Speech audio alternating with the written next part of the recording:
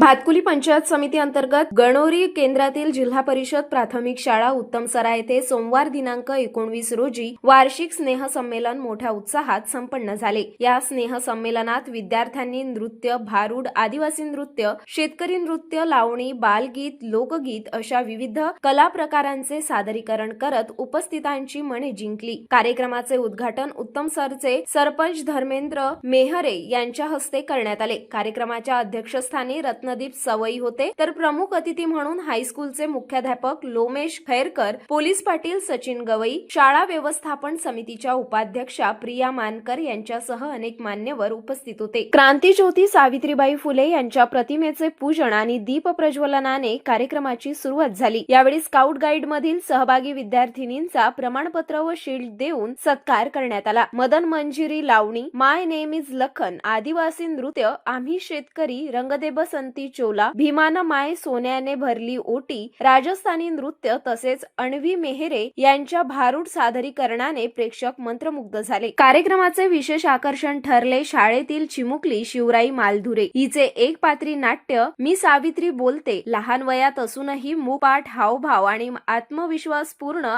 सादरीकरणामुळे संपूर्ण गावकरी थक्क झाले। कार्यक्रमाचे सूत्रसंचालन प्रमोद कांबळे यांनी केले। प्रास्ताविक मुख्याध्यापिका मीनाक्षी इंगडे यांनी तर उपस्थितांचे आभार गजानन एलोने यांनी मानले। हा कार्यक्रम यशस्वी करण्यासाठी शिक्षक राजेश सावरकर, अपर्णा झाडे, संगीता कराडे, श्रद्धा बोबडे यांच्यासह विद्यार्थी आणि ग्रामस्थांचे मोलाचे सहकार्य लाभले।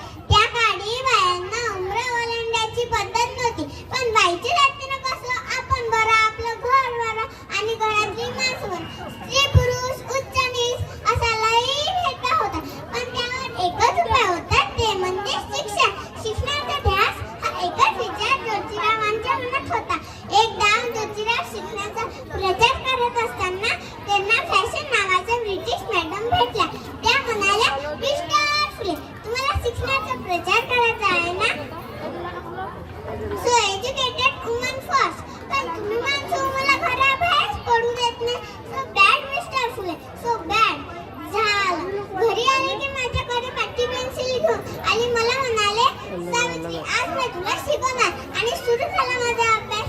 काना, मात्रा, वेलांटी, आकार, उकार, बेग, बे, दोन चार हात ध्यास।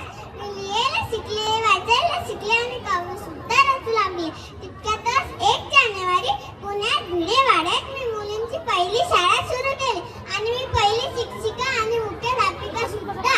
शेरपडासारखं जगला तर काम तमाम होईल, पण जर वाघासारखं जगला तर नाव होईल। पण समाजाचा मात्र धर्म उडाला अशी कुरेबारी सुरूच होती। अहो, एखाद्या सर्वसामान्य माणसानं शिक्षण घेतलं तर कोणता धर्म बुडतो? इतका तगला असू शकतो का धर्म? शाळेत जाताना चिखल फेकलं मी सहन केलं, शेण फेकलं मी सहन केलं। आता माझ्या सहनशीलतेचा अंत झाला होता आणि तितक्यातच एक माणूस माझ्यासोबत म्हणतो, एक तावडे कुठे निघालीस? आधी आमच्या पोरीबाळांना शिकवणं बंद कर। अगं तुला तुझी अब्रू प्यारी आहे की शिक्षण? कारण त्याला पण माहित नसलं की आम्ही सुद्धा ज्योतिराव बलवानाचे कट्टे आहोत।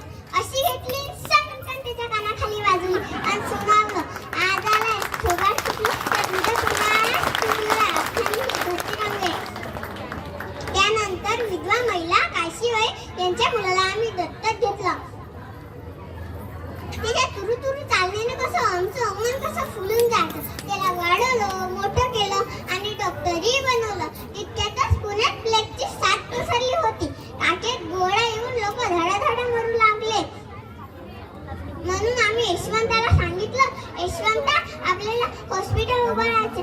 यशवंतानं हॉस्पिटल उभारलं। पण प्लेग हा संसर्गजन्य रोग होता, तो कधी ना कधी आम्हालाही होणार होता। पण मुळीच आम्ही जगलो या समाजासाठीच ना, पण त्याच्यासाठी मरण